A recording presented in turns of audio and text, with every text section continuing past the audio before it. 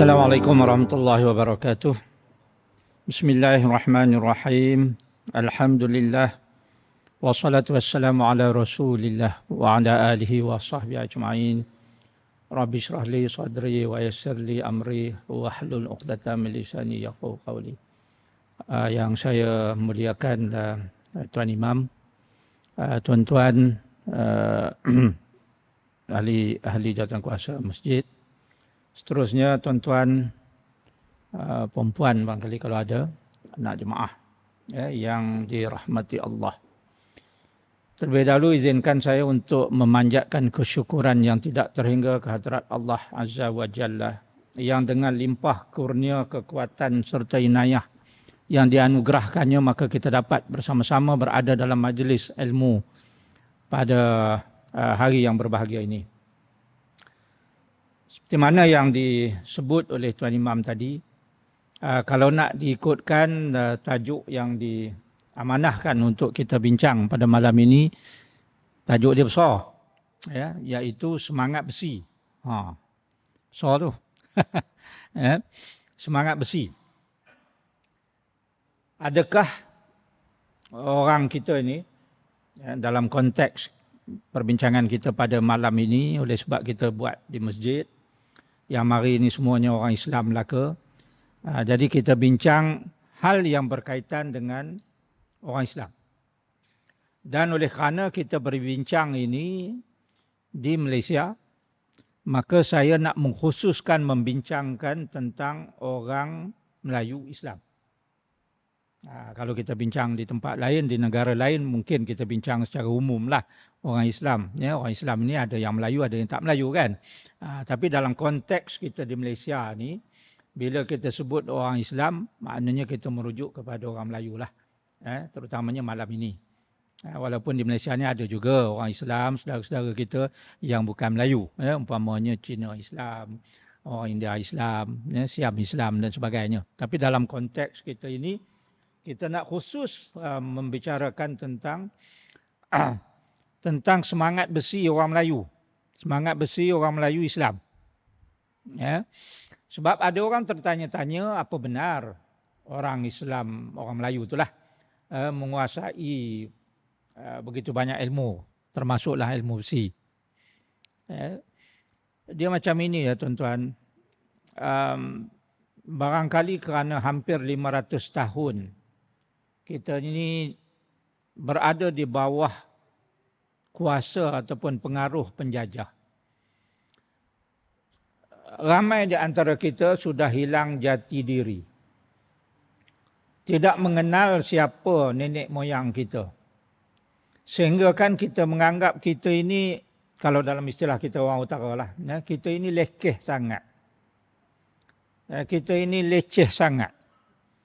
Seolah-olah kita ini tidak ada tamadun. Seolah kita ini tidak tahu apa-apa. Sehingga kita terlupa bahawa tamadun kita ini sudah lama. Tamadun orang Melayu di Malaysia ini sudah begitu lama. Dan kita bercakap tentang tamadun besi. Kita tak naklah bercakap tamadun yang awal lagi daripada itu, tamadun zaman batu dan sebagainya. Itu tak ada dalam skop perbincangan kita. Dan bukti demi bukti yang digali keluar dari perut bumi, yang tertanam di dalam perut bumi itu melalui aktiviti penyelidikan excavation ataupun ekskavasi, khususnya di kawasan Sungai Batu, itu merupakan bukti hidup, bukti nyata, bukti terang bahawa sudah wujud satu tamadun besi yang besar. Dan pakar-pakar mulanya mengatakan bahawa tamadun itu seawal 500 sebelum Masihi. Tetapi baru-baru ini saya baca jumpaan yang kemudian mengatakan bahawa 700 lebih sebelum Masihi. Sudah ada tamadun batu. Itu tamadun yang begitu hebat. Dan kemuncaknya ialah pada abad pertama ataupun abad kedua. Dengan terjumpanya begitu banyak serombong-serombong relau melebur biji besi. Jadi maknanya kalau kita nak bercakap soal semangat besi, ya, kita bercakap tentang satu ilmu yang diberikan oleh Allah Ta'ala kepada nenek moyang kita itu sudah begitu lama. Jadi malam ini saya tak mau membawa tuan-tuan dan puan-puan balik ke zaman 700 ataupun 500 BC itu. Tetapi saya nak lebih kepada membawa bukti bahawa memang kita sudah menguasai ilmu besi ini sehingga nenek moyang kita mampu menghasilkan banyak barang-barang berguna daripada besi. Ya.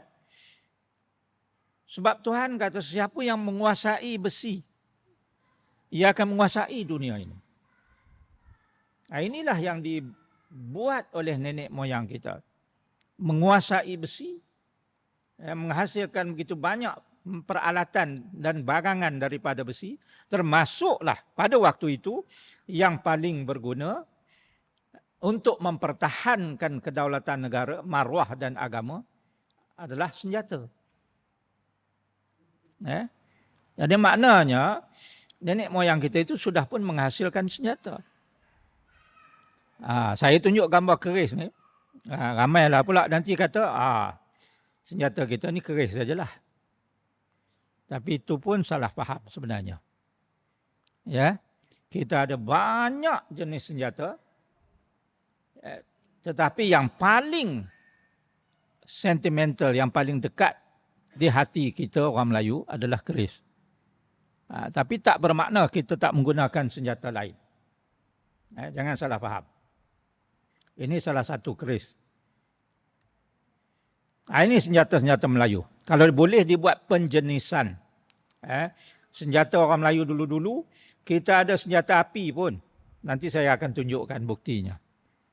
Ramai yang menganggap bahawa orang Melayu kalah, orang Melaka kalah dalam perang dengan Portugis pada bulan Ogos 1511 itu kerana orang Melaka menggunakan lembing, orang Melaka menggunakan keris sahaja. Sedangkan Portugis itu datang membawa senjata api. Ini jelas salah faham. Saya akan tunjukkan nanti bahawa pada 1511 itu sudah pun orang Melayu menggunakan senjata api. Ya. Ini antara jenis senjata. Saya katakan tadi senjata api itu satu jenis. Kemudian kita ada senjata jarak jauh. Ada yang kata senjata jarak jauh ini termasuklah senjata api. Ya. Tetapi senjata jarak jauh ini lebih kepada panah, lembing, tombak. Itu maknanya yang dilontar jauh. Kemudian kita ada senjata libas, senjata tetap. Ini termasuklah pedang, sundang, parang. Ini yang libas. Libas ataupun tetap. Sundang tu tak sundang. Sundang ni dia macam keris juga. Ada yang lurus, ada yang berluk, tetapi dia lebih besar. Dan bilahnya lebih tebal dan lebar. Dan gunanya memang untuk libas. Itu namanya sundang. Pedang kita tahulah, pedang Melayu ni macam-macam. Antara yang popular di kawasan utara ni ialah pedang buaya berenang. Sebab bentuknya itu seolah-olah buaya sedang berenang. Ini nenek moyang kita buat. Dan satu lagi bagi orang sebelah-sebelah utara ni ialah lading. Lading. Lading. Itu senjata libas sebab kita guna untuk melibas dan menetak. Satu lagi adalah senjata tikam ataupun hiris. Di bawah senjata tikam ataupun hiris ini stabbing ataupun thrusting weapon, stabbing. Dia guna untuk tikam. Contoh keris. Keris ni kita tak libas, kita tikam. Dan juga pisau-pisau termasuklah kalau di sebelah utara ni pisau wali. Paling popular pisau wali lah. Dia ada pisau-pisau lain lagi. Sonak udang, itu juga pisau. Kan? Badik, itu juga jenis pisau. Itu untuk tikam dan hiris. Cuma kadang-kadang apabila kita tak berapa tahu dan kita pun tak tanya kepada orang yang tahu, ada yang buat filem pun keris diguna untuk melibas. Jadi itu maknanya tak betul lah. Sepatutnya kalau kita nak buat filem, tanyalah kepada ahli gelanggang. Tanya kepada guru-guru silat kan, supaya filem kita itu betul. Ya. Baik. Ini saya nak kongsi dengan tuan-tuan dan puan-puan. Apabila kita bercakap tentang senjata, kita bercakap tentang semangat besi, saya ingin berkongsi satu catatan yang ditulis oleh seorang pegawai British. Pegawai British yang pada waktu itu bertugas ataupun ditugaskan di Melaka. Nama dia Thomas John Newbold. Dalam tulisan yang bertajuk Political and Statistical Accounts of the British Settlements in the Straits of Malacca. Ya. Apa ditulis? Ini dah diterjemahkan ke dalam bahasa Melayu lah supaya mudah kita faham. Dalam catatan itu ditulis bahawa tidaklah menghairankan, tak heranlah, maknanya biasa sangat nampak. Tidaklah menghairankan andai dapat melihat pendekar Melayu lengkap bertanjak dan berbusana Melayu bersama keris dan senjata api seperti istinggar. Ya, istinggar ini kalau istilah hari ini kita kata senapang. Ya. Tapi istilah yang dipakai sebenarnya kalau nak ikutkan sebelum datang orang Portugis itu, istilah Melayu yang kita pakai ialah bedil. Bedil. Orang Kelantan sampai hari ini dia sebut bedil lagi. Senapang tu dia kata bedil. Istilah Melayu dulu memang dia pakai bedil. Apabila Portugis mari, senjata api yang bedil, yang macam bedil orang Melayu bedil itu, dia panggil espingarda. Dari istilah itu datangnya istinggar. Bila Spanyol mari dia sebut senapang, maka orang Melayu kata senapang sampailah ke hari ini. Tapi ia merujuk kepada senjata api. Kalau kita ambil catatan Thomas ini, maka pada waktu itu artinya sudah biasa sangat kalau dilihat orang Melayu itu, pendekar Melayu itu membawa selaras senjata api, bedilnya itu.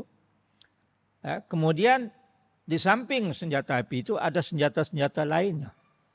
Kalau kita tengok gambar ini, di belakangnya itu tersandang sebilah sundang, itu sundang tu. Kemudian di depan pinggangnya itu terselit keris sebilah. Ini yang kita nampak. Tapi ada lagi yang kita tak nampak yang biasanya disorokkan. Umpamanya badik di belakang ataupun kerambit. Lawi ayam. Baru cukup lengkap untuk seorang pendekar itu andai mahu ke medan. Jadi maknanya orang Melayu ni dia tak bawa satu senjata sahaja ke medan. Sebab teknologi pada waktu itu. Waktu itu belum ada machine gun. Jadi kalau diambil istinggar ini, istinggar ni peluru dia bulat. Sebiji je. Disebut juga dalam istilahnya, kalau kita baca kadang-kadang buku ditulis senapang lantak. Maknanya dia kena masukkan peluru di depan dan dilantakkan. Bukan, dengan besi lantak. Jadi oleh kerana pelurunya sebiji, kalau dia tembak, sebiji tu je api. Kalau musuh ada 10 orang, 10 orang mari, dia tembak dari jauh, pam bunyi. Kena seorang, 9 lagi ada. 9 lagi datang. Dan kalau dia nak masukkan peluru dan lantak semula, dia akan mengambil masa. Sebab itu senjata api ini boleh digunakan untuk menakutkan orang, untuk menggerunkan orang. Ya, tetapi dari segi praktikal ataupun tidak, memang boleh tembak orang daripada jauh, tetapi sukar untuk mengekang musuh sepenuhnya. Sebab musuh akan tetap sampai juga. Kerana itu, dia letakkan senjata api itu, maka dia ambil lembing.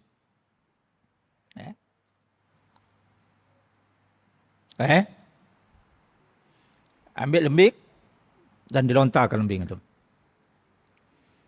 Kena seorang lagi. Lembing pun takkan kena ramai, dia kena seorang aja. Kena seorang lagi. Jatuh seorang lagi pula. Ada berapa lagi? 8 lagi. 8 lagi mari. 8 lagi mari itu nak buat macam mana pula? Itu yang mari rapat sikit, dia ambil sundang ataupun pedang. Dia libas. Mungkin 2-3 orang. Sebab dihandalkan pendekar, mungkin 2-3 orang. Mungkin sundang itu akan patah ataupun terlepas. Musuh ada lagi. Dia pun akan mengelak masuk bawah rumah. Bila masuk bawah rumah dengan tiang berceragah, apakah senjata yang paling sesuai? Nak libas tentu tak ada space, tak ada ruang sebab tiang rumah banyak. Jadi di tempat yang sempit begitulah nenek moyang kita mencipta senjata yang paling sesuai untuk bertikam. Sebab tu kalau kita tengok dari sudut penguasaan ilmu besi ini, orang kita melihat kepada praktikal tidaknya. Kita tak perang macam Arab perang. Arab perang dia berdepan ramai-ramai begitu. Sebab dia berperang di padang pasir. Kita tak ada padang pasir. Arab perang di gurun. Gurun dia padang pasir. Kita pergi gurun sini banyak hutan. Okay. Ataupun kita lawan bawah rumah semacam saya katakan tadi. Bawah istana. Atas dek kapal. Atas kapal pun dengan tali macam-macam. Jadi ruang itu susah. Orang barat pun berperang di padang rumput. Kan? Dia punya battlefield itu adalah padang. Kita tak. Tambah kalau masuk hutan. Lagi tak nampak, gelap. Kelam dengan pokok, hutan dan sebagainya. Jadi dari segi praktikal tidaknya sesuatu senjata yang diguna pakai oleh nenek moyang kita. Jadi dari situ pun kita dah boleh tengok bagaimana nenek moyang kita itu menguasai ilmu besi ini. Kita fokus terus kepada keris lah. Sebab dalam banyak-banyak senjata yang saya sebutkan tadi, sama ada senjata libas ataupun senjata api ataupun apa saja, yang paling hampir dan sentimental dengan orang Melayu, dengan nenek moyang kita ialah keris. Sebab keris ini tak ada dijumpai di tempat lain, melainkan di alam Melayu. Di alam Melayu. Tak lama itu hari jumpa sebilah keris, bilah sajalah sebab hulu dengan sarung dia dah reput di Okinawa, Jepun. Dan Jepun pun tahu bahawa dalam tamadun mereka, dalam sejarah mereka, mereka tidak pernah buat senjata keris ini. Sebab itu catatan dalam Rakado Heian, catatan manuskrip Jepun itu, Okinawa itu, Ryukyu nama lama dia. Mereka dapati bahawa zaman pemerintahan Kesultanan Melaka dulu pernah dijalin persahabatan antara Sultan Melaka dengan pemerintah Ryukyu ataupun Okinawa hari ini. Dan antara hadiah yang diberi oleh Kesultanan Melaka pada waktu itu ialah sebilah keris. Jadi keris itulah yang dipercayai oleh pengkaji bahawa itulah yang dihadiahkan oleh Sultan Melaka dulu kepada pemerintah Ryukyu. Jadi kalaupun dijumpai keris itu di tempat lain, sama ada di Jepun ataupun di mana-mana, orang tahu bahawa itu bukan produk budaya mereka, tetapi produk budaya dari alam Melayu. Sebab itu kalau kita tengok, kalau kita study keris lah, kalau kita buat kajian keris, kita ada keris Jawa. Keris Jawa ni bentuk dia ada dua saja, sama ada ladrang atau gayaman. Yang biasanya diselit di belakang. Orang Jawa ni dia selit kerisnya di belakang. Ya. Nah, sama ada sending ataupun tegak ataupun kadang dia kilik. Macam-macam lah ada bentuk cara dia bawa. Itu ada makna-makna tertentu. Kita ada keris Bugis. Kita ada keris Kalimantan, Banjar. Kita ada keris Sumatera. Kita ada keris Semenanjung. Bila sebut Semenanjung ni, daripada Johor sampailah ke selatan Thailand. Di selatan Thailand pun ada keris. Terutamanya keris yang disebut sebagai keris Tajung. Tajung itu sebenarnya Tanjung. Tapi orang sebelah petani itu, dia bila sebut N dia tu dia drop jadi Tajung. Jadi boleh katakan di semua kawasan di alam Melayu ini ada keris. Dan keris-keris itu berbeza sedikit sebanyak dari satu wilayah ke satu wilayah yang lain. Maknanya kalau kita tengok, kita tahu tu keris dari wilayah mana. Itu istimewanya keris Melayu. Bagi kita pula di Semenanjung ini,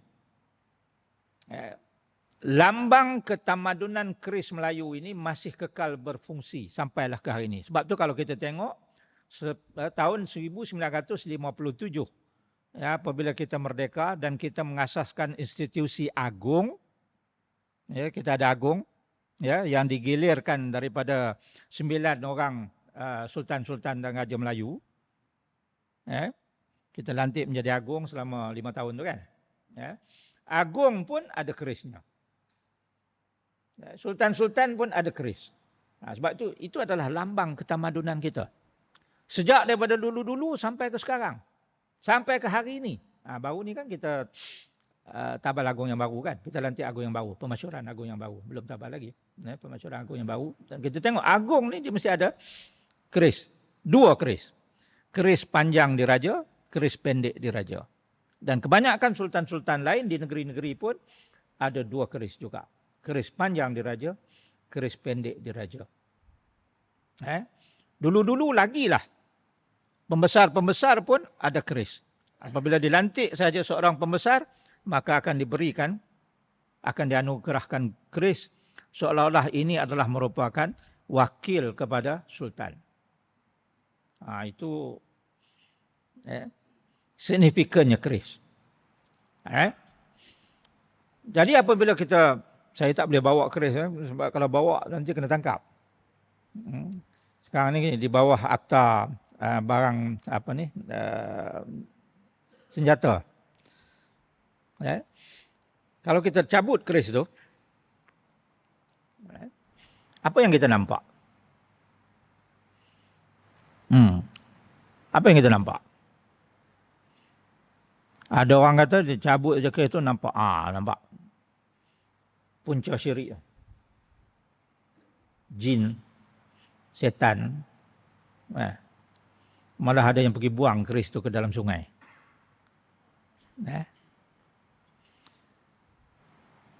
Bila saya cabut keris itu, yang saya nampak adalah sains dan teknologi. Kerana nenek moyang kita tidak mungkin boleh menghasilkan sebilah keris seandainya mereka tidak menguasai sekurang-kurangnya ilmu sains bahan, material science ataupun metallurgy. Sains mencampur besi untuk menghasilkan bilah itu. Sains untuk mengenali kayu yang biasanya digunakan untuk menjadi sarung dan juga hulu keris itu. Kalau tak tahu sains tak boleh buat. Pasal keris ni kita tak buat dengan besi macam kita buat pisau potong sayur. Keris ni kita tak polish dia sampai berkilat macam stainless steel. Itu sebab kadang-kadang kita tengok keris, karat lah pun.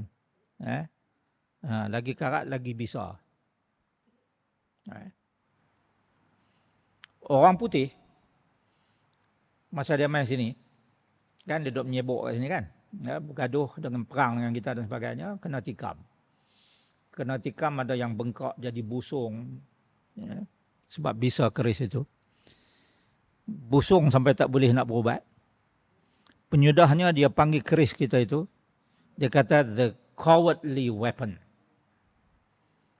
Orang putih panggil keris kita tu. Keris nenek moyang kita tu. The cowardly weapon. Senjata pengecut. Pasal apa? Pasal dia kena tikam, bisa. Bukan macam kena pisau. Kena keris ni dia bengkak kan, kembung sampai mengigau, mati tu tak kira lah kan. Dia tembak orang sembunyi belakang pokok. Yang tu tak coward lah.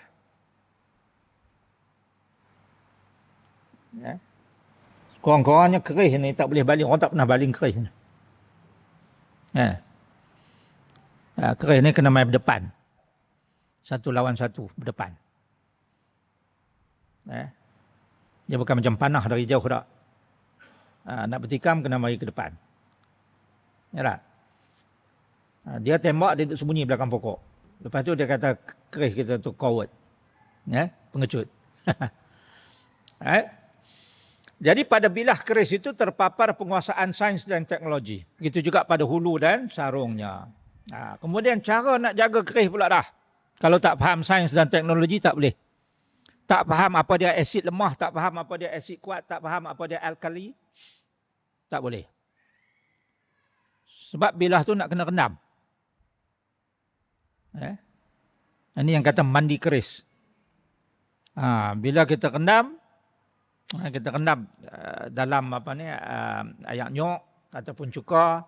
Lepas tu kita rendam dalam ayak asam, limau. Kan, kemudian tenyih dengan asam limau lagi, bagi keluar karat tu. Lepas tu kita asapkan. Bila asapkan dia kata, dia tu jin tu. Jin dah tu. Pasal duk buah asap kemenyan tu. Tanpa kita faham kenapa orang dulu-dulu dia asap kemenyankan keris. Orang dulu-dulu bukan asap kemenyan keris je. Dinding rumah pun dia buah asap kemenyan. Pasal apa dia tak tanya Tok Wan? Tok Wan pasal apa dia buah asap kemenyan di dinding tu?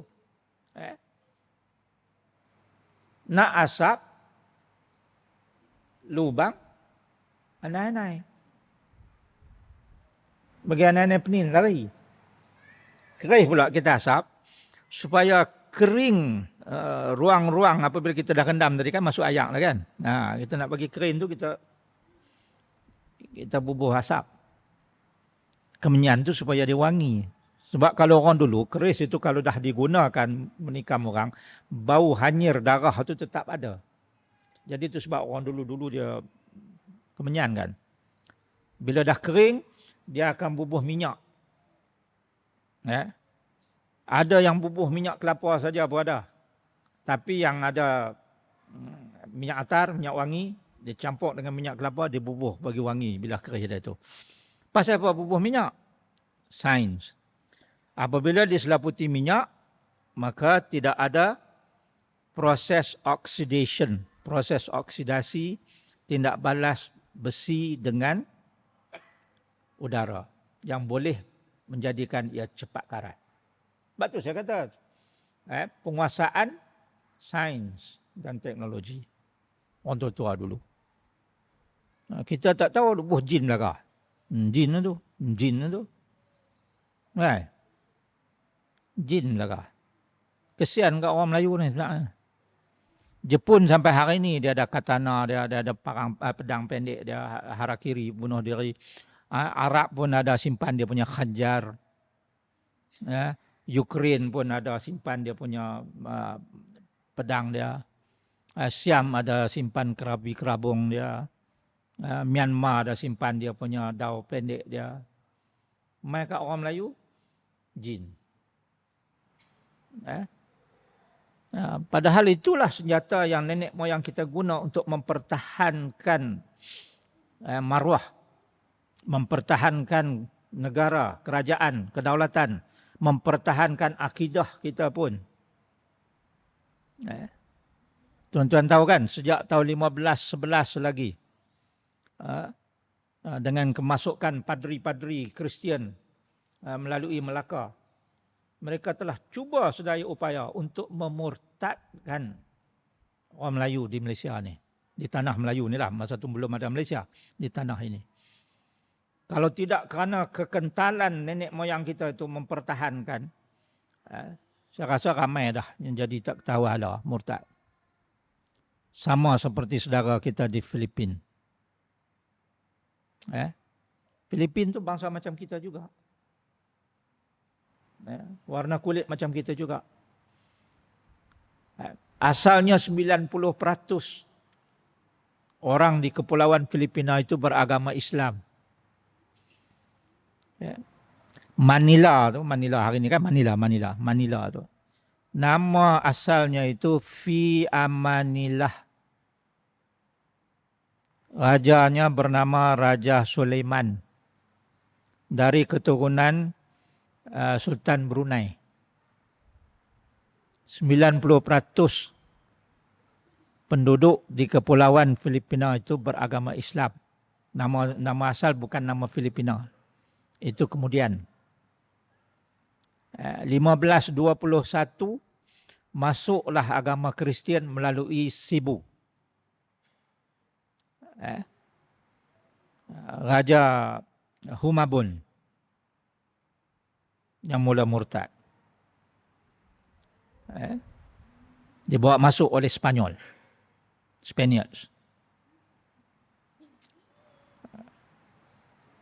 50 tahun kemudian, 1571, Spanyol bersama dengan orang-orang tempatan yang sudah pun menjadi Kristian Katolik mengepung Fi Amanillah, mengepung kota ataupun kubu Raja Sulaiman.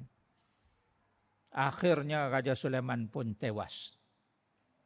Dan seluruh Filipina itu pun jadi murtad. Sampai hari ini Islam hanya tinggal 5% sahaja. Itu pun di selatan, di pulau-pulau selatan.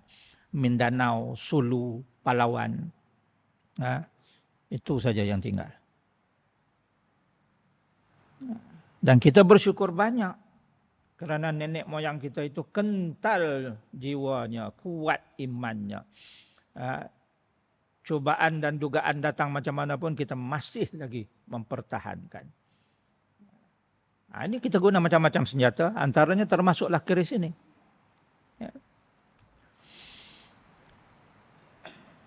Jadi keris ini, tukang yang buat itu, kita panggil empu. Empu ni tukang yang buat keris dari A sampai Z. Maknanya dia yang buat bekalan keris, dia yang buat bilah, dia yang canai bilah, kemudian dia yang buat sarung, dia yang buat hulu. Cukup lengkap. Sebilah keris. Itu namanya empu. Ada orang dia tak boleh buat hulu sarung, dia boleh buat bilah saja. Itu kita panggil pandai besi. Ada pula orang dia tak boleh buat bilah. Dia kata tak jadi. Dia hanya buat sarung saja. Kita panggil dia tukang sarung. Ada pula dia tak boleh buat sarung. Dia buat sarung sengit, tak tentu arah. Kan? Bilah pun dia tak boleh buat. Tapi bila orang dah buat bilah, dah buat sarung, bagi kat dia, dia boleh buat hulu cantik. Maka namanya tukang hulu. Nampak? Daripada dulu lagi dah ada spesifik job.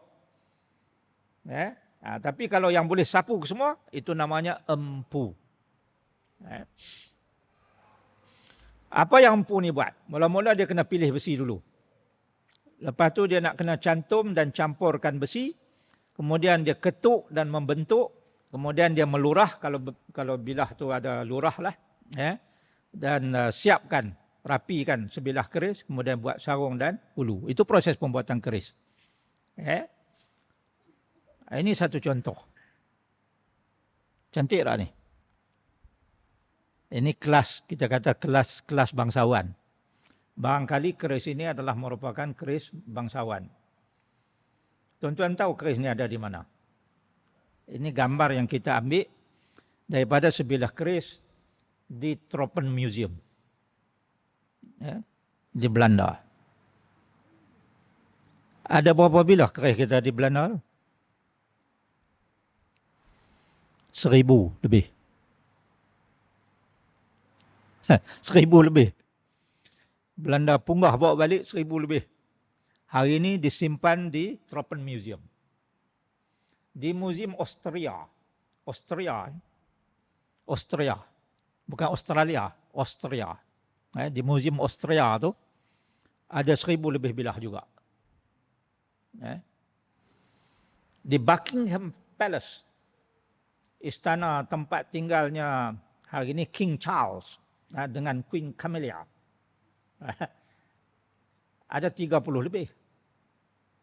Di Kent Weaponry Museum, United Kingdom, ada 30 bilah lebih.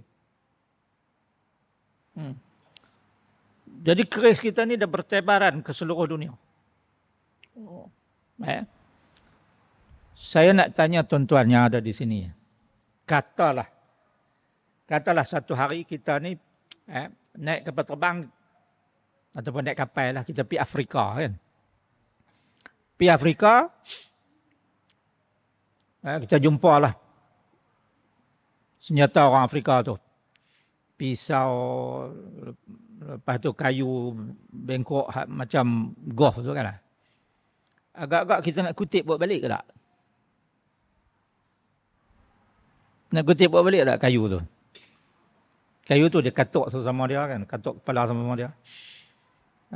Kita nak kutip buat balik tak?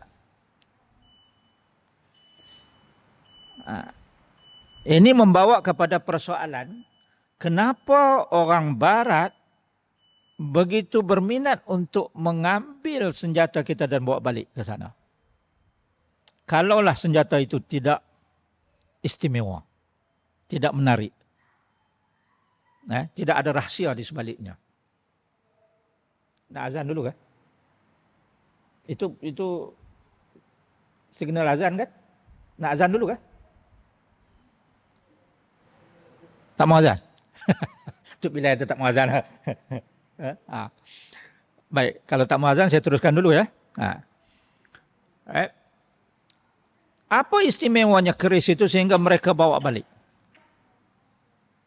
Tuan-tuan dan perempuan tahu, saya nak sebut di sini, nak kongsi dengan tuan-tuan dan perempuan.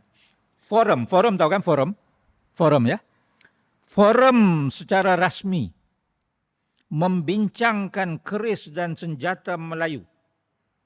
Ya. Di kota London. Kali pertama dibuat pada tahun 1935.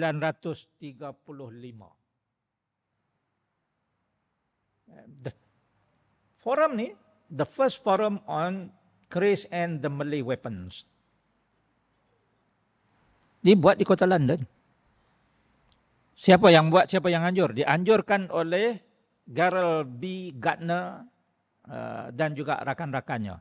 A.H. Hill dan mereka yang meminati keris. Tahun 35.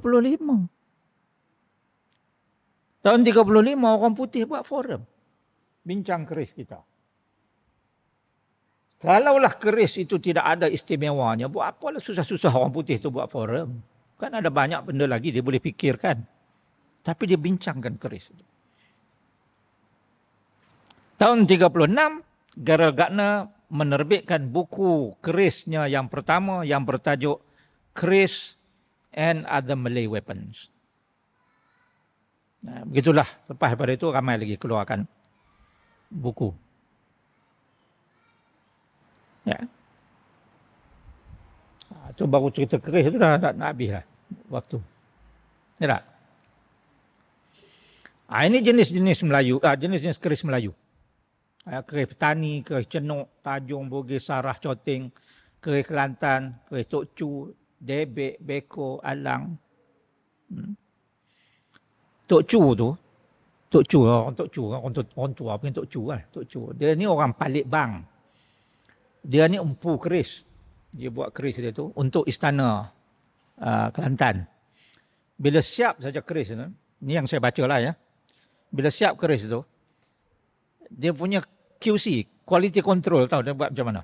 Nak test tajam ke tak tajam. Ya. Dia tikam tempayan.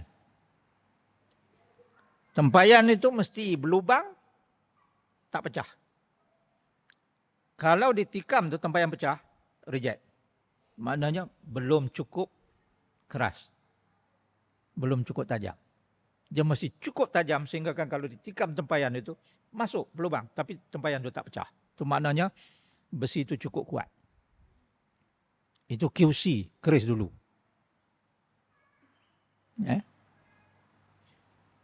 Kemudian Terengganu ada Melela, ada Bugis. Melela ni keris yang ada alur dia tu. Orang tua buat keris alur tu sebab bila dia ada alur, kalau ditikam, lubang tu jadi besar. Bila lubang besar, dia akan menyebabkan udara masuk dan menghambur keluar lebih banyak darah.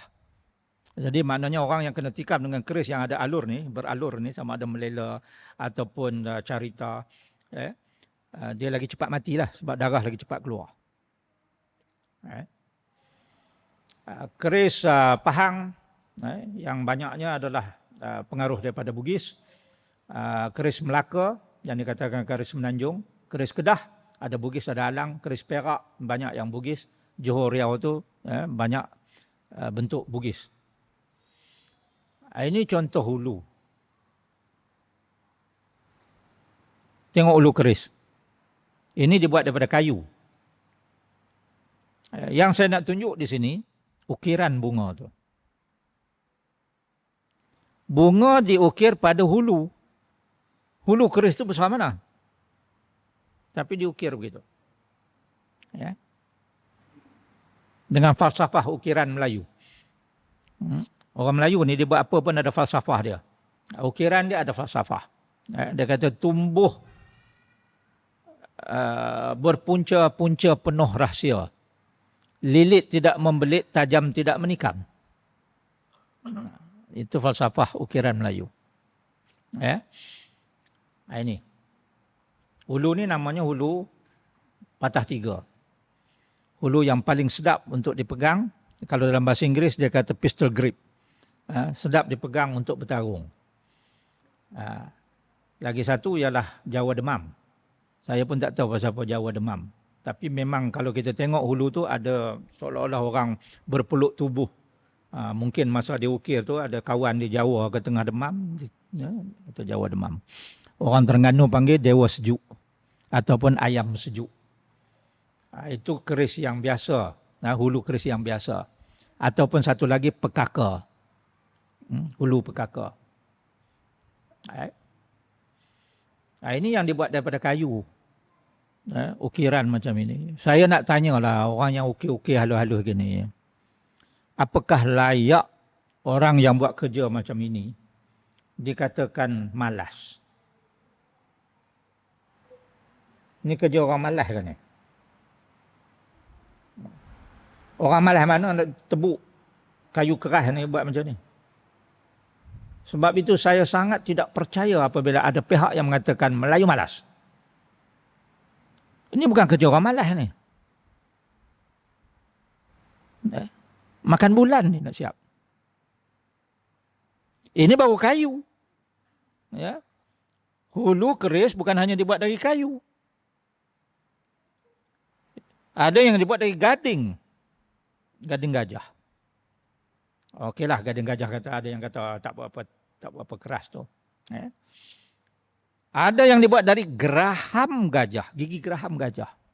Gigi geraham gajah. Nak cabut gigi geraham gajah tu pun satu hari dah kan. Ya. Bukannya mudah nak pergi cabut gigi geraham gajah tu. Dah dapat dipotong dalam bentuk ini. Kemudian diukir lagi. Dan yang paling luar biasa ialah gigi ikan paus. Kerih orang tua dulu, hulunya gigi ikan paus. Ada orang kata mana ada ikan paus kawasan kita ni? Orang kita bukannya duk belayar kot Selat Melaka sahaja.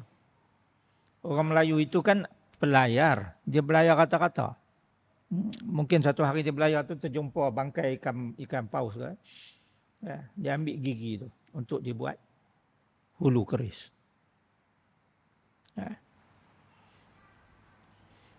Ini bahagian-bahagian pada bilah keris lah. Ini saya tak nak cerita panjang. Kalau cerita ini sampai pagi esok. Tapi saya nak sebut ya, nomenclature, penamaan. Setiap bahagian pada keris itu walaupun kecil ada nama. Ada nama dia. Bibir gajah yang mana, lidah gajah yang mana, belalai gajah yang mana, janggut yang mana, kembang kacang mana. Setiap bahagian tu ada nama. Sebab tu saya kata keris adalah epitome, puncak kebijaksanaan orang dulu. Penguasaan besi dulu. Ini yang berlurah tadi. Yang berlurah yang saya kata tikam banyak keluar darah tu. Ada alurnya, ada lurahnya. Ada tulangnya. Nah, apa istimewanya keris? Keris adalah sains Melayu. Tadi saya dah sebut, kalau kita kaji betul-betul keris itu, banyak rahsianya daripada pembuatan sampailah kepada penjagaan. Cara kita menempa keris ini tidak jauh beza daripada cara orang Damsyik menempa pedang. Apabila dia campur besi itu, corak yang terbentuk, kita di sini sebut pamor. Ya.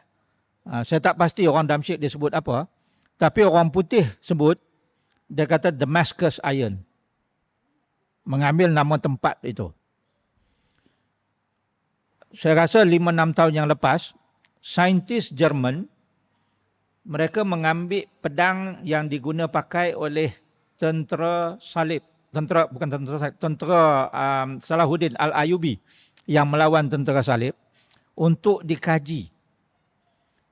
Bagaimana pedang ini boleh begitu tajam dan kukuh sehingga boleh menembusi baju besi tentera salib. Jadi orang putih ni dia fed up kan sebab baju besi dia tu boleh ditembusi dengan pedang daripada tentera Salahuddin ini. Maka mereka kaji saki-baki pedang yang mereka dapat tu, kaji. Apa yang dia jumpa? Di bawah mikroskop berkuasa tinggi, pada bilah mata pedang itu, dijumpai susunan carbon nanotubes. Ini saya baca dia punya laporan. Dia kata dijumpai carbon nanotubes. Macam mana penempa-penempa di Damsyik pada waktu itu boleh menyusun carbon nanotubes pada bilah mata pedang. Sehingga kan bilah mata pedang itu jadi cukup kukuh. Tak mudah sumbing. Dan boleh tikam, tembus baju besi tentera salib. Melalui proses penempaan dan kemudian disebut quenching. Quenching ni apa? Sepuh. Kalau orang kita kata sepuh. Kan orang tua kita dia buat parang, dia buat pisau, dia buat keris, dia sepuh. Bila dah siap, dia bakar dulu, lepas tu terus masukkan dalam air sejuk. Tukang di perlis dia sebut ini sebagai, dia kata besi terkejut. Ada seorang tukang di perlis tu, Cik Din tu, saya tanya dia kata besi terkejut. Saya kata pasal apa besi terkejut? Sebab dia panas, lepas tu kita terus sejukkan dia. Bila terus sejuk secara mengejut itu, molekul-molekul itu dia terus mampat dan dia jadi keras. Sebab itu proses sepuhan adalah proses mengeraskan besi. Dia jadi lebih keras daripada biasa. Ini semuanya kita tak mungkin boleh buat kalau nenek moyang kita tidak menguasai sains dan teknologi. Jangan kita anggap lekeh walaupun dia orang tu tak masuk universiti. Memanglah tak ada universiti masa tu. Tetapi mereka punya pemikiran jauh lebih baik Eh. Yang keduanya teknologi. Tadi itu sains, ini teknologi. Macam mana orang dulu dia boleh tahu takat lebur besi. Jangka suhu tak ada. Dengan melihat pada warna api dia tahu. Dan apabila dia campur besi, besi yang dicampur itu ada besi waja, ada besi tawar, ada besi pamur, nikel, yang diambil daripada meteorit, taik bintang dan sebagainya. Itu nikel sebenarnya. Ini semuanya takat lebur berbeza. Jadi bagaimana besi yang takat leburnya berbeza dipadukan. Nah, ini adalah merupakan satu teknologi. Kalau kita bercakap soal semangat besi, penguasaan besi, nah, ini orang yang menguasai besi ini.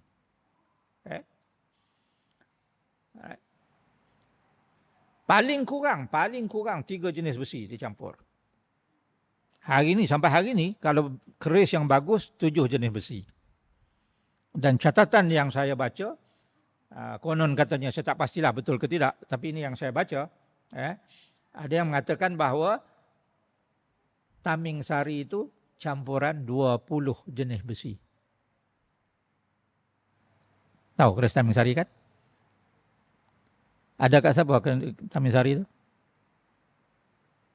Itu yang Sultan Nazrin pegang tu.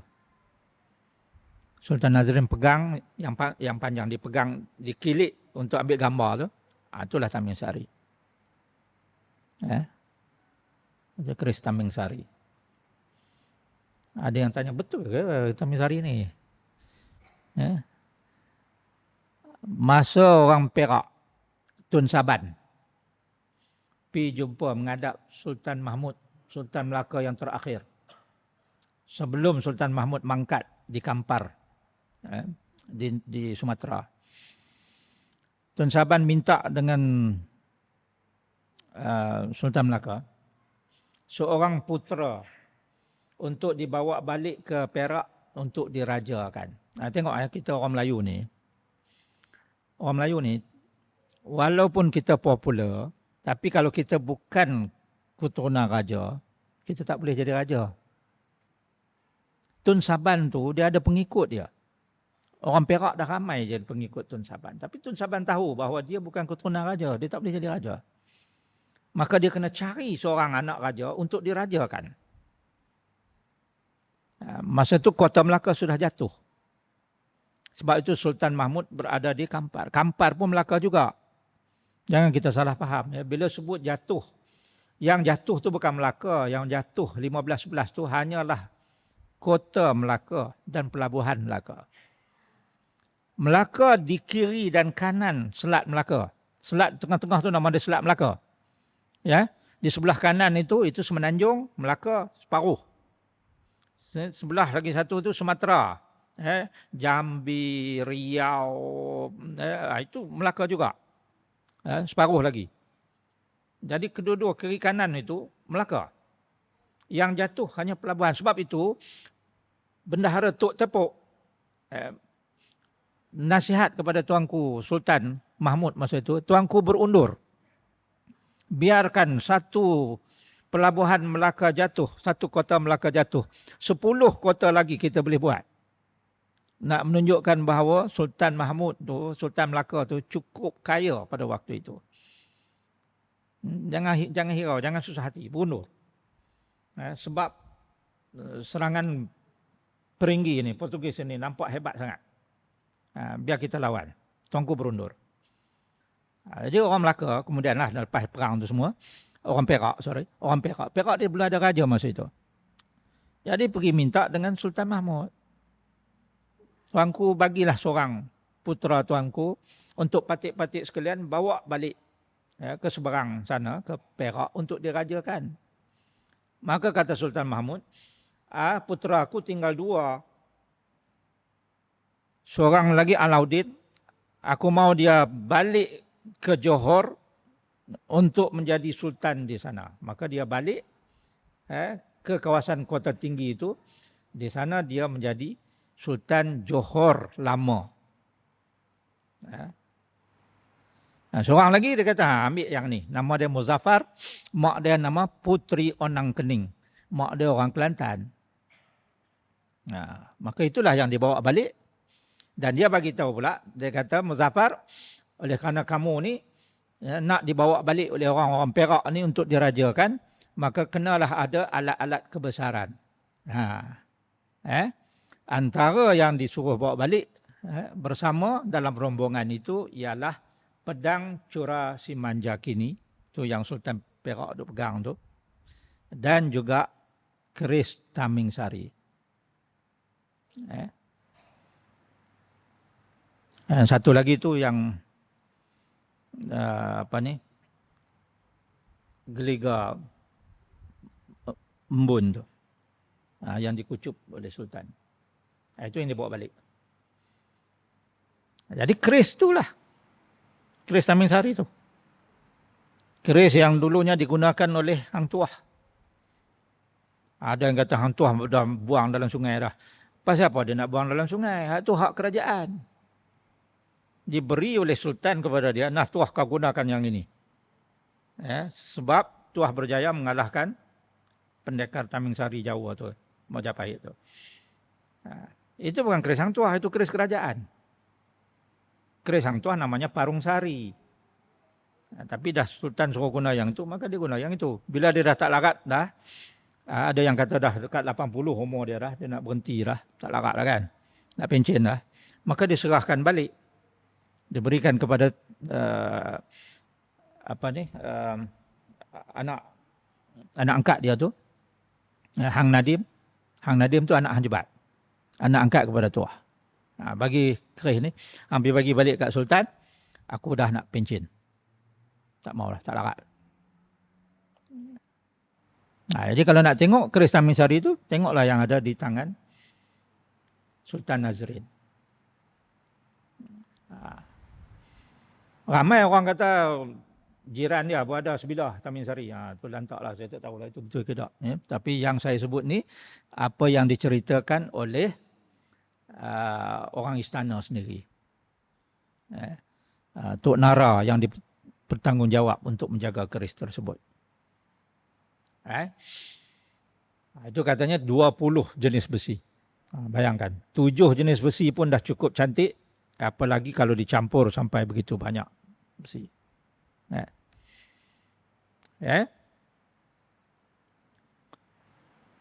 Saya nak lajukan sikit. Falsafah ni memang banyaklah, macam-macam. Orang putih ni bila dia takut dia duduk kena tikam tu, satu ketika di tak semua tempat, tak semua negeri, tapi ada negeri-negeri yang orang putih punya advisor ni sangat berpengaruh. Dia mengeluarkan arahan supaya orang Melayu tak boleh buat keris.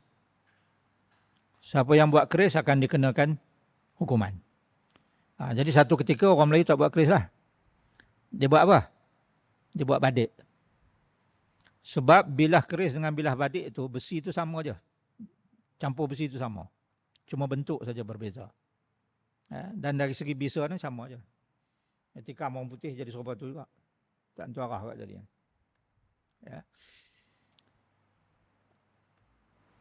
Jadi saya nak laju lagi. Nah, ini yang saya interview Pak Mazin ni. Ini tukang, dah tua dah sekarang ni, dia tak larat dah. Tukang keris yang membuat keris untuk Istana Perak di Bukit Candan. Saya pergi interview dia masa saya buat kajian pasal keris dulu. Dia pun susah hati sebab tak ada anak yang nak ikut, yang berminat. Jadi khawatir tukang-tukang keris kita tak ramai dah. Di Semenanjung ni kalau semua negeri lah, kalau kita campurkan, saya rasa tak sampai pun 15 orang lah yang tinggal.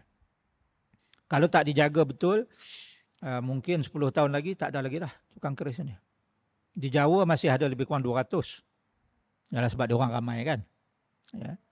Sebab tu saya cuba sedaya upaya tolong puak-puak ni. Tapi yalah ini kena, orang politik kena bekerjasama lah.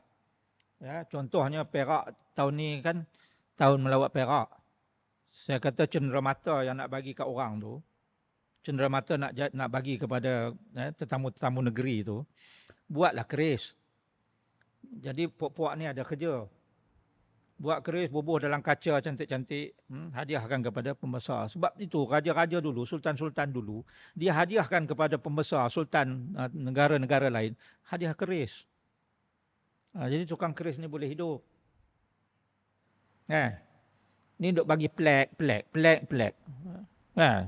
Saya ada 3-4 guni plek di pejabat. Saya pencen, saya tak tahu nak buat apa dengan plek tu.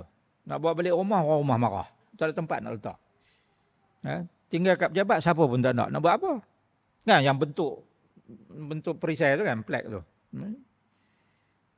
Cuba buat keris ke, lembing ke, kan. Buat keris cantik. Ini Pak Mazin ni, dia keturunan generasi ke-7 Daeng Sedili, Bugis.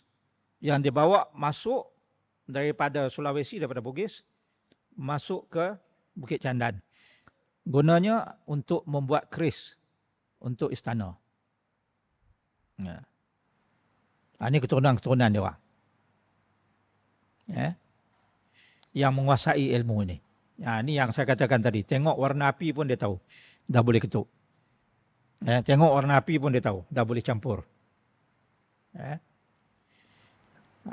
Ini selepas diketuk dan dilipat. Diketuk, lipat, ketuk, lipat. Itu sebabnya dia jadi berpamur. Tengok warna dia.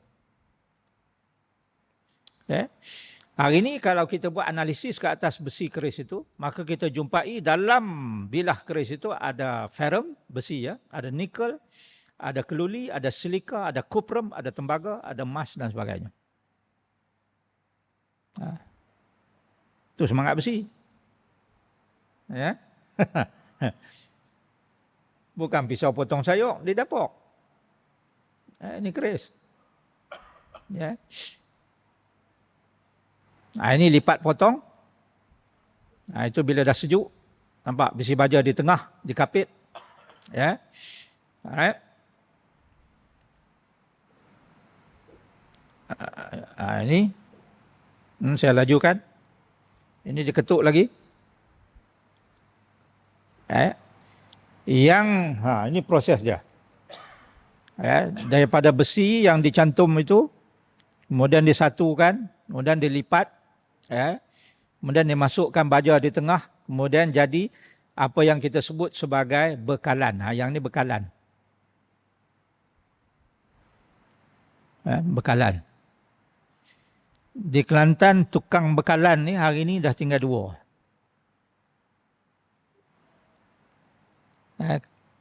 Kalau meninggal ada orang tu, saya tak tahu bekalan nak dapat dari mana.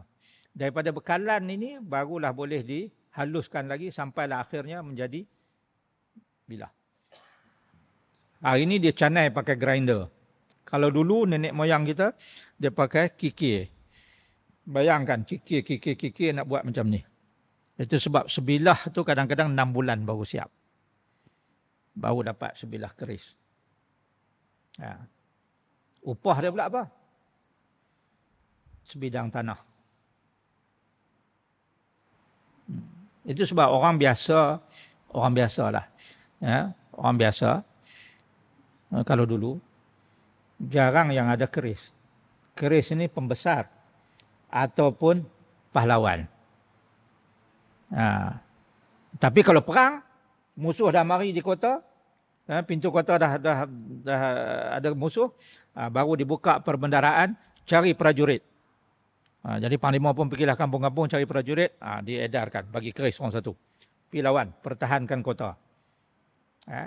Lawan, musuh kalah habis. Keris yang dah bagi itu ambil lah, simpan. Itulah yang diwarisi sampai sekarang ni. Satu lagi golongan yang keris dia cantik-cantik, itu saudagar. Saudagar sisip keris, kerisnya cantik. Bertatahkan delima dan sebagainya. Sebab saudagar ini banyak duit. Kapitalis. Kapitalis dulu. Ini yang ada gudang, yang ada kapal. Jadi keris dia cantik-cantik. Orang yang pergi berlawan tu kadang-kadang keris dia tak cantik dah. Sumbing dan sebagainya. Jadi orang bertikam. Baik. Ini bekalan ni. Ini empu ni nama dia Mazlan. Ini tukang bekalan. Ya. Dia pun dah melengkung lah. Ya. Hari-hari duduk mengetuk sampai melengkung lah dia. Okay. Ini bekalan. Ini pakai grinding. Ini sekarang ni. Itu pakai kikir. Kikir tu. Buat keris. Nak buat bilah. Ini contoh pamor yang terjadi. Pamor macam lilit ubi dia panggil. Kalau orang Jawa dia panggil itu buntil mayat. Lagi teruk. Buntil mayat ni macam ikat mayat. Kita boleh tahan lagi lah lilit ubi. Taklah ganas sangat namanya. Sepuh. Ini yang saya nak sebut sepuh ni. Yang kata Cik Dian Perlis kata besi terkejut. Dia bakar sampai 550 ke 650 darjah. Bakar sampai merah. Kemudian terus disejukkan. Ini sepuh. Dah bakar tadi. Masuk dalam ayak. Salah masuk melengkung. Kerja berapa bulan punya? Jahanam. Sebab itu bukan mudah untuk buat sepuhan. Macam-macam jenis sepuh ada. Sepuh ayak ada, sepuh angin ada, sepuh batang pisang ada, sepuh tanah ada, sepuh minyak ada. Siapa tahu ni pekan darat? Tahu kan pekan darat? Saya pergi masa saya buat kajian dulu, pergi cari saki-baki tukang-tukang yang tinggal. Ada lagi lah 4-5 orang. Sembang dengan dia orang. Banyaknya yang dah kerja di tempat lain, kerja kilang dan sebagainya. Sebab buat keris, buat parang saja tak boleh cari makan. Jadi bila ada masa, mereka buat. Saya tanya, hampa sepuh macam mana? Mereka sepuh batang pisang. Bakar, tikam batang pisang. Siapa dia tu? Pok-pok tu? Tukang-tukang tu. Mereka adalah cucu cicit daripada tukang-tukang pandai-pandai besi dan empu yang dikutip di seluruh Kedah. Semasa Sultan Kedah masa itu nak menyerang British di Pulau Pinang. Apabila British tidak mau bayar sewa seperti mana yang dijanjikan. Jadi dikumpul tukang-tukang ni buat peluru meriam. Sebab Sultan kata dia nak tembak British di Pulau Pinang. Tapi ada kaki, pergi bocor rahsia. Pasukan Kedah belum sempat serang. Pasukan Kedah yang kena serang dulu oleh British. Dan serangan itu gagal. British bukan hanya dapat kekal di Pulau Pinang, malah dapat pula Province Wellesley. Bangkai. Okay. Puak kita juga lah. Tali barut. Tali barut tu cerita lain. Itu tajuk lain. Tali barut. Lagi banyak. Sampailah ke hari ni. Bila dah siap bilah keris itu, keris dilumur dengan asnik. Asnik tu apa? Racun. Racun. Itu sebab dia bisa. Itu sebab kalau tuan-tuan pergi kedai antik, kan, tengok ada keris lama, teringin nak beli, jangan sesekali cabut dan kucup. Sebab kita tak tahu orang dulu mungkin dia dah bubuh asnik. Kalau yang tukang-tukang lah ni tak ada lah. Asnik ni kita nak beli pun payah. Kan? Racun. Kalau orang dulu dia mungkin dah bubuh asnik. Pergi duduk kucup pula. Lepas tu jadi tak ketahuan. Lepas tu tuduh jin. Jin ni buat jadi lagu ni. Padahal asnik dia tak ada kaitan dengan jin. Ini pamor. Yang saya kata campur-campur besi dia jadi gini. Pamor ni disebut pamor gigi yu. Pasal dia tepi-tepi tu macam gigi ikan yu. Ni pamor perut ular. Pasal bentuk dia nak macam perut ular. Kan? Ini pamor kulit temikai. Pasal bila campur-campur besi, kan? Tengok-tengok, oi, macam kulit temikai. Yang ni beras tumpah. Basuh beras tumpah, kan? Jadi macam tu. Orang tua bagi nama senang. Yang ni campuran beras tumpah dengan mata ketitir. Mata burung apa? burung tekukuk. Ketitir tu orang Kelantan panggil. Ini bulu ayam, pamur bulu ayam. Pamur daun kelapa. Beratus jenis pamur yang terjadi hasil daripada campuran besi ni. Lele ubi tadi, buntil mayat. Yang ni miang perak ataupun miang berlian. Ada juga bila campur-campur, tengok berkilat merelit. Dia kata berlian. Bulu rusa, dia macam bulu tengkuk rusa tu. Merambut, ni macam rambut yang mengurai. Biji petai. Campur-campur tengok, oi jadi biji petai. Yang ni kepandaian empu menyusun besi yang lain-lain jenis tadi, dia jadi pamur tikar. Ini hujan emas, macam rintik hujan yang jatuh ke lantai. Kurisi. Yang ni yang saya kata di Damascus, Syria tu. Yang orang Jerman kata ada carbon nanotube. Ini mereka kaji pedang yang digunakan oleh tentera Salahuddin Al-Ayyubi. Untuk pengetahuan tuan-tuan dan puan-puan, selepas 3 generasi, rahsia penempaan ini hilang. Sampailah ke hari ini. Tukang-tukang besi di Damascus, di Syria, dia tak tahu dah macam mana nak buat. Mereka rahsiakan yang hanya diperturunkan daripada keturunan ke keturunan saja. Dan sekarang dah hilang. So kita pun penempaan keris kita, saya rasa kalau tak jaga, 10 tahun lagi habis.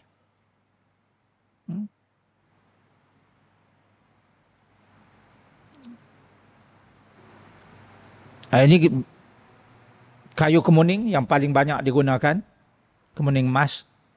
Ada yang kata kemuning ni dia rahsia dia.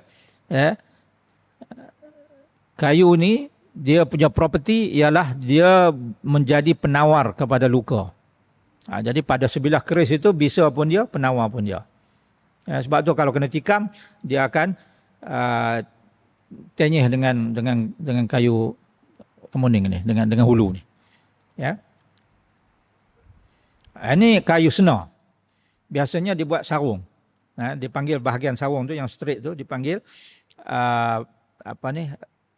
dipanggil batang serunai. Pasal apa? Sebab kayu senar ni, satu, dia menyerap kelembapan, akan menjadikan bilah itu kering. Yang keduanya, dia menyebabkan wangi pada bilah. Jadi bilah tu tak bau darah lagi. Nampak orang tua kita punya pandai. Kalau kita mana kita tahu kan, buh kayu durian pun. Kayu durian ke kayu muktan ke. Lepas tu duk heran pasal apa? Karat. Sebab kita tak baca property dia. Saya kata tadi tahun 1936 buku orang putih tulis. Garel Gardner tulis tentang keris. Jangan kita anggap terima kasih banyaklah pasal orang putih tulis. Kalau orang putih tak tulis pun, nenek moyang kita sudah banyak menulis manuskrip tentang keris. Ini antaranya. Maknanya kita tak terhutang budi pun dengan orang putih ni. Jangan duk rasa terhutang budi dengan orang putih. Ini manuskrip keris. Ini tajung tadi saya kata. Keris tajung. Selatan Patani, Selatan Tai. Yang ni yang agung ya. Yang gading tu, yang putih tu, itu dibuat oleh Pak Mazin tadi. Pak Mazin kata dia yang buat. Dan dia tunjuk kat saya, saki-baki, ada panjang ni lagi, gading yang digunakan untuk membuat keris agung ni. Yang sebelah sini ni, ini emas. Keris panjang diraja, keris agung tu, itu emas. Emas sarung dengan hulu. Bilah bukan. Bilah besi. Ni. Tamisari tadi. Tamisari. Tengok betul-betul. Kalau kita kaji keris, kita tahu. Bilah tu adalah bilah Jawa. Bilahnya adalah bilah Jawa. Sarung dan hulu, itu lain. Adab memakai keris, ini tak apalah. Pantang larang, rahsia keris. Ni apa? Dia buat apa ni? Ni hukum bunuh. hukum bunuh dulu. Kerajaan Kedah silam, kerajaan Melaka silam, inilah cara kita menjalankan hukum bunuh. Istilahnya disebut disalang. Keris yang digunakan itu keris panjang yang disebut sebagai keris penyalang. Ya. Orang salah itu diletakkan, suruh duduk, ya, kemudian ditikam dengan keris penyalang itu melalui tulang selangka. Ini tulang selangka ni, tikam di sini dan akan masuk, ya, memecahkan jantung, kemudian ditarik keluar, diletak atas ni kain ataupun kapas dan orang itu akan mati sebab pendarahan dalaman. Masa orientalis barat datang, mereka datang sebagai pengembara masa itu, dia heran tengok macam mana orang Melayu ni punya budaya tamadun sehingga boleh hukum bunuh tanpa merosakkan anggota. Sebab kalau di tempat dia, di barat sana, kalau kata hukum bunuh, dia akan pukul sampai pecah muka.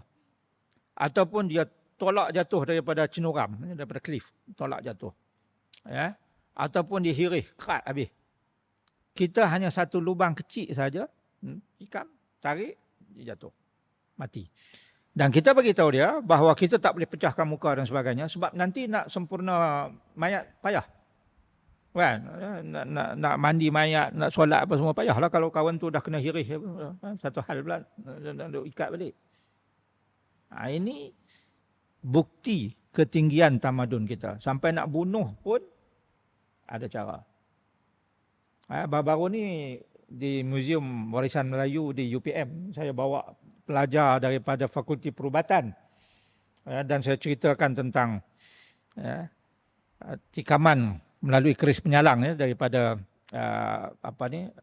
tulang selangka ni masuk, dan mereka hairan macam mana orang dulu boleh tahu bahawa memang ruang dalam ni kosong, boleh lalu terus senjata daripada sini terus masuk. Dia tak ada sekatan tulang dan sebagainya. Macam mana nenek moyang kita masa tu tidak ada X-ray boleh tahu anatomi dalam tubuh badan manusia. Yang tu saya pun tak boleh nak jawab. Ini contoh seorang empu di Kelantan. Apa yang luar biasa sebelum kita berhenti? Apa yang luar biasa dengan gambar ni? Dipegang dengan tangan. Nampak? Dia pegang dengan tangan besi merah. Besi lepas bakar merah tu dia pegang dengan tangan. Yang ini sains tak boleh beri penjelasan. Saya tak tahu. Walaupun saya orang sains. Saya belajar sains. Saya orang sains. Tapi sains tak boleh nak explain yang ni. Beyond sains.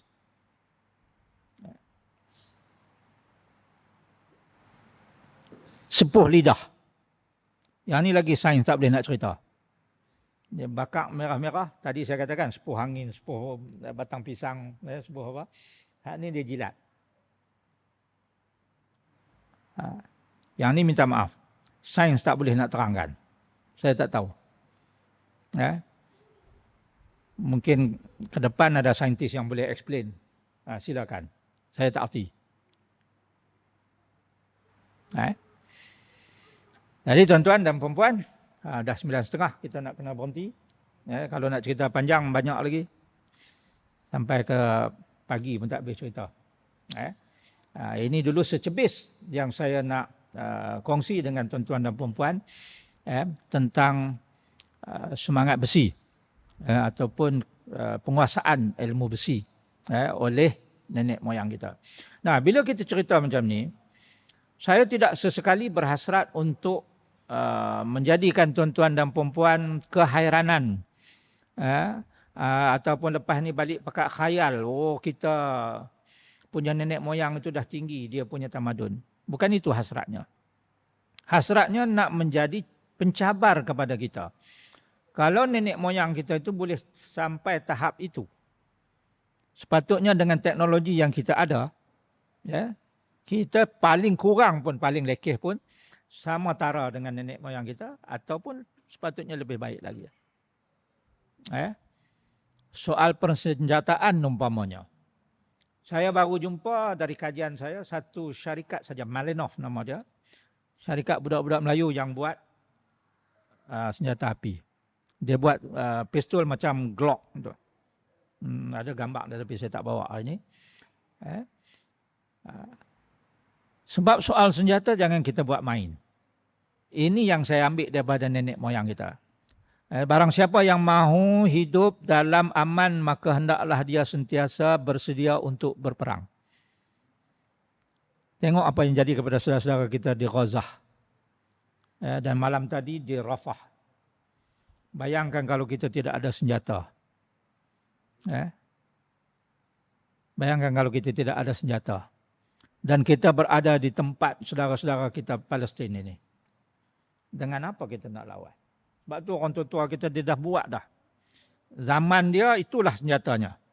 Dan zaman kita, sepatutnya kita mempunyai senjata kita sendiri. Ini jangankan senjata, orang tutup Facebook pun kita dah bingung dah. Sebab kita tidak menguasai teknologi kan. Nampak tak? Jadi sebab itu orang Melayu, orang Islam di Malaysia khususnya, tolonglah beritahu anak-anak kita ni, ikutlah aliran sains. Saya bila baca laporan hanya 12.5% sahaja murid yang nak mengikuti aliran sains. Saya kata ini bala. Bala bagi orang Islam, bala bagi orang Melayu. Tutup guru pesan dia kata apa? Dia kata dengan sains hidup jadi mudah. Dengan seni hidup jadi indah. Dengan iman hidup jadi terarah. Dengan sains hidup jadi indah. Jadi mudah. Jadi kalau sains tak tahu, hanya 12% saja nak ambil sains. Siapa nak buat senjata ni? Sedangkan senjata itu mustahak kan? Musuh di sekeliling kita tak tahu. Thailand. Thailand itu musuh paling durjana. Hari ini dia hantar bantuan ke Israel.